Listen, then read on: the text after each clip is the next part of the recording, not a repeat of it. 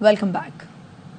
पाकिस्तान का Abdali weapon system का कामयाब तजुर्बा। जमीन से जमीन पर अपने हदफ को कामयाबी से निशाना बनाने वाला अब्दाली मिसाइल 450 किलोमीटर रेंज रखता है।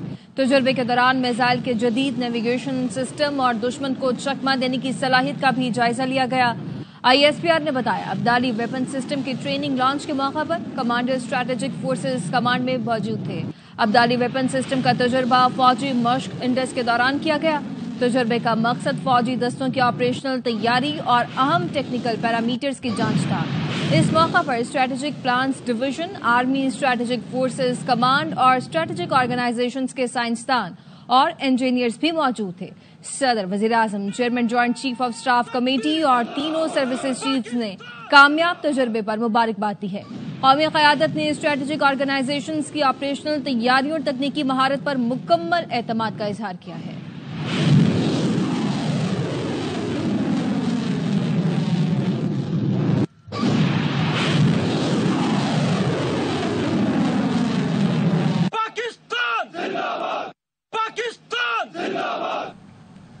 अब्दाली मिसाइल एटमी हथियार भी ले जा सकता है। मोदी पिछले तजर्बे भूल गया तो अब्दाली देख ले।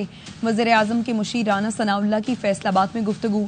साबिक वजीर कानून ने कहा पाकिस्तान की मिसाइल सलाहियत कई मुल्कों से बेहतर है। भारत रोज मनसूबाबंदी करता है लेकिन जुर्रत नहीं करता। हमला किया तो हर हद तक जाने को तैयार हैं।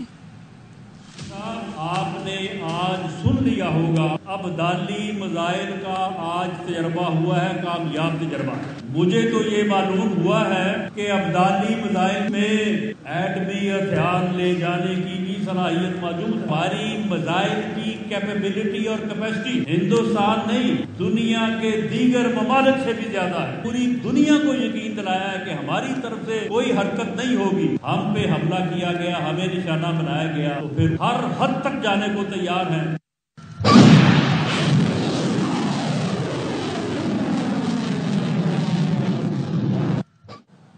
वज़ीर दिफा ख्वाजा आसिफ कहते हैं भारत के राफेल तैयारे आए थे, उन्हें जाम कर दिया गया। हमारे तैयारे भी पहुंच गए तो वो भाग गए। भारत के साथ झड़प का इम्कान अभी कम नहीं हुआ। तहकीकात का मुतालबा न करते तो शायद आर्मी बरादरी का रवैया जारहाना होता। संतास मुआहदे पर चंद दिनों में वर्ल्ड बैंक जाएंगे। जब आए हैं कंट्रोल लाइन के साथ साथ उन्होंने फ्लाई की है, हमने रैमिंग की है और हमारे जहाज निजाम में आगे थे और when they backed off port के ऊपर लैंड कर गए थे। Chances of a conflict is definitely still there. दुनिया के तमाम ममालिक जो भी मैटर करते हैं वो सारे इस कोशिश में लगे हुए हैं कि किसी तरह ये दो न्यूक्लियर पावर्स जो हैं क्लैश ना हो। सिंतास मुआहदे की खिलाफ वर्जी करते हुए भारत पानी बंद करने की बात करता है। इसके ऊपर आप लोगों ने अपना कानूनी रिस्पांस कोई सवाल से सोचा है? कंसल्टेशन जारी है। हम दिनों के अंदर जिन्होंने ब्रोकर की वर्ल्ड बैंक ने उसको वील अप्रोच है। भारत का महाजराई के लिए नया झूठा बयानी और मनगढ़ंत प्रोपेगेंडा बेनकाब। भारत का गोदी मीडिया आजाद कश्मीर के बाज इलाकों को दहशतगर्दी के कैंप कहने लगा। भारतीय झूठ बेनकाब करने के लिए मुल्की और गैर मुल्की मीडिया का आजाद कश्मीर का दौरा। पाकिस्तान ने मीडिया को उन इलाकों का दौरा कराया जिन्हें गोदी मीडिया दहशतगर्द कैंपों का दावा कर रहा है। सिक्योरिटी जराये का कहना है भारत इन इलाकों के नाम लेकर पाकिस्तान पर जारहियत का भोंडा ड्रामा रचा सकता है। मुल्की और आलमी मीडिया के दौरे से भारतीय प्रोपेगेंडे की कलई खुल गई। भारत पहलगाम के बाद अब अपना दावा झूठा साबित होने से खौफजदा है। वाघा सरहद पर कौमी परचम उतारने की तकरीब। पंजाब रेंजर्स की शानदार परेड। तकरीब में शहरियों की बड़ी तादाद शरीक हुई।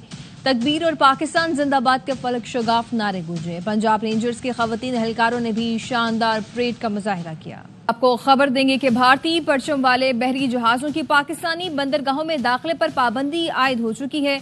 वजारत बहरी अमूर का भारतीय परचम बरादरगार को कार्गो जहाजों के लिए हिदायतनामा जारी हो चुका है। अंजुम वहाब हमारे साथ मौजूद हैं, मजीद उनसे जानते हैं। बताइएगा अंजुम।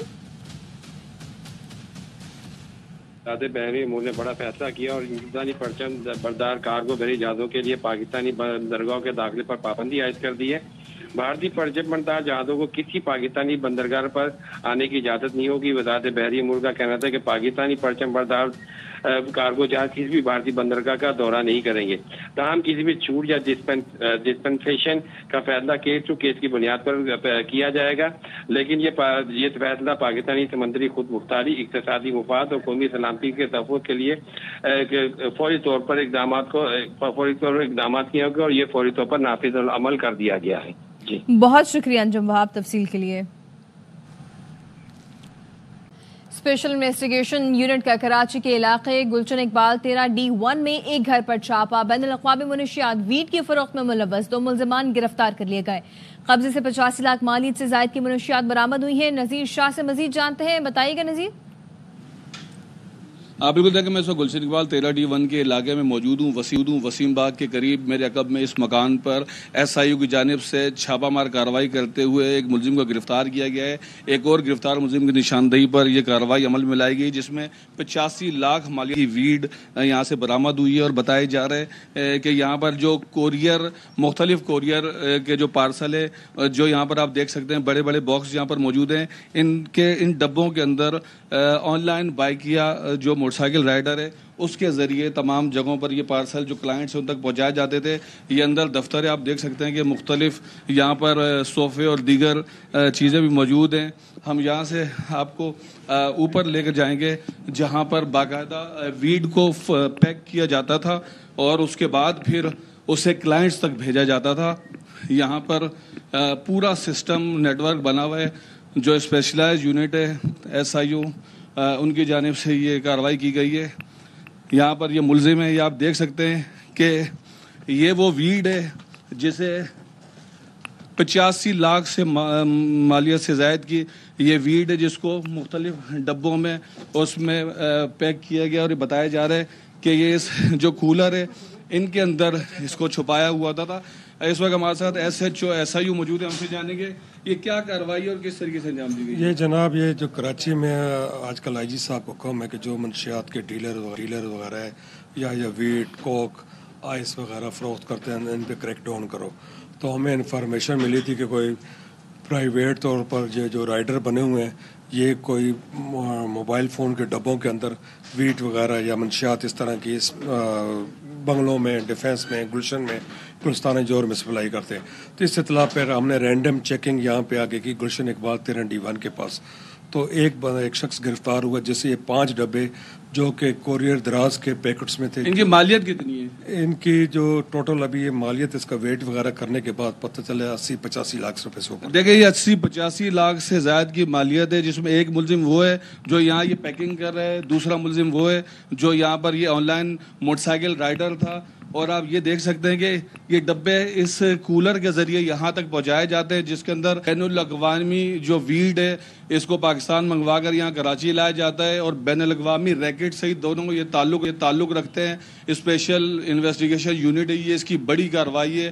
پہلے ارمغان گرفتار ہوا، اس کے بعد ساحر حسن، اور اس کے بعد ایک ایک کر کے اس نیٹ ورک کو توڑا جا رہا ہے۔ یہ بڑی کارروائی ہے، اب جب یہ ملزمان ان سے تفتیش کی جائے گی اور اس نیٹ ورک سے جڑے مزید لوگوں کو بھی گرفتار کیا جائے گا۔ جی ٹھیک ہے، بہت شکریہ۔ پاکستان سفارتی محاذ پر بھی متحرک، وزیراعظم کی ملاقاتیں، وزیراعظم شہباز شریف کی ترک سفیر سے ملاقات۔ سفیر نے بتایا ان کا ملک پاکستان کے موقف کی مکمل حمایت کرتا ہے۔ وزیراعظم نے کہا بھارت پاکستان کو پہلگام واقعے سے جوڑنے کی سازش کر رہا ہے، کسی بھی قسم کا ثبوت دینے میں بھارت ناکام رہا ہے۔ بھارت کو پاکستان کی تحقیقات کی پیشکش کا جواب دینا ہے، پاکستان ایسی تحقیقات میں مکمل تعاون کرے گا، ترکیہ اس میں شامل ہوتا ہے تو خیر مقدم کیا جائے گا۔ دوسری جانب نائب وزیر اعظم اور وزیر خارجہ اسحاق ڈار نے یونان اور سوئٹزرلینڈ کے وزرائے خارجہ کو ٹیلی فون کیا۔ اسحاق ڈار نے پہلگام واقعے کے بعد کی صورتحال پر پاکستانی موقف سے آگاہ کیا۔ لندن میں بھارتی سفارت خانے کے سامنے مظاہرہ کیا جا رہا ہے۔ مظاہرے کی کال مسلم لیگ نون کی جانب سے دی گئی۔